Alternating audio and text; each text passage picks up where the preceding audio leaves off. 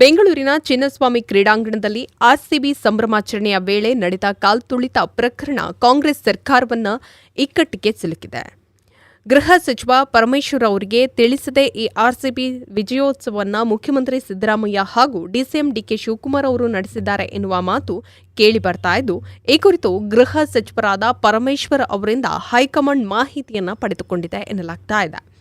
ಇತ್ತ ಆರ್ಸಿಬಿ ಸಂಭ್ರಮಾಚರಣೆಯ ವೇಳೆ ನಡೆದಂಥ ಕಾಲ್ತುಳಿತ ಘಟನೆಗೂ ನನಗೂ ಸಂಬಂಧವಿಲ್ಲ, ಎಲ್ಲಾ ಮುಖ್ಯಮಂತ್ರಿ ಸಿದ್ದರಾಮಯ್ಯ, ಉಪಮುಖ್ಯಮಂತ್ರಿ ಡಿಕೆ ಶಿವಕುಮಾರ್ ಅವರು ನೇತೃತ್ವದಲ್ಲಿ ನಡೆದಿದೆ ಎಂದು ಮಾಹಿತಿಯನ್ನ ನೀಡಿದ್ದಾರೆ.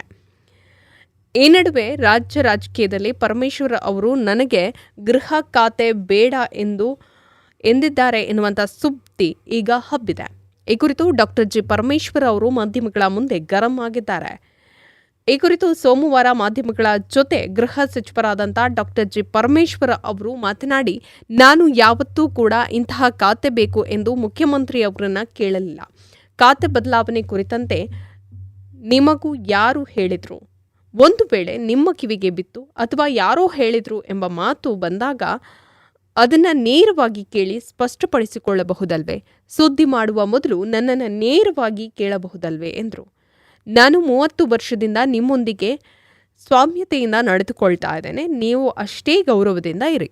ಇದಕ್ಕೆ ನಾನು ಆಭಾರಿಯಾಗಿರ್ತೇನೆ. ವ್ಯಕ್ತಿಯ ವ್ಯಕ್ತಿತ್ವವನ್ನು ನಾಶ ಮಾಡೋದು ಒಳ್ಳೆಯದಾಗಿ ಕಾಣಿಸೋದಿಲ್ಲ, ಶೋಭೆ ಕೂಡ ತರೋದಿಲ್ಲ ಎಂದಿದ್ದಾರೆ.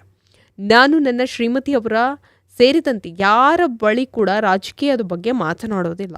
ಖಾತೆ ಬದಲಾಯಿಸುವಂತೆ ಆಪ್ತರ ಬಳಿ ಹೇಳಿದ್ರು, ಮುಖ್ಯಮಂತ್ರಿಯವರ ಬಳಿ ಕೇಳಿದ್ರು, ಅವರು ಸುಮ್ಮನೆ ಇರಿ ಎಂದಿರೆಲ್ಲ ಸುದ್ದಿಯೆಲ್ಲ ಮಾಡ್ತಾರೆ. ಇದನ್ನು ಯಾರು ಹೇಳಿದ್ರು? ಸುದ್ದಿ ಮಾಡುವ ಮೊದಲು ಸ್ಪಷ್ಟನೆಯನ್ನ ಪಡೆದುಕೊಳ್ಳಿ ಎಂದು ಅವರು ತಿಳಿಸಿದರು.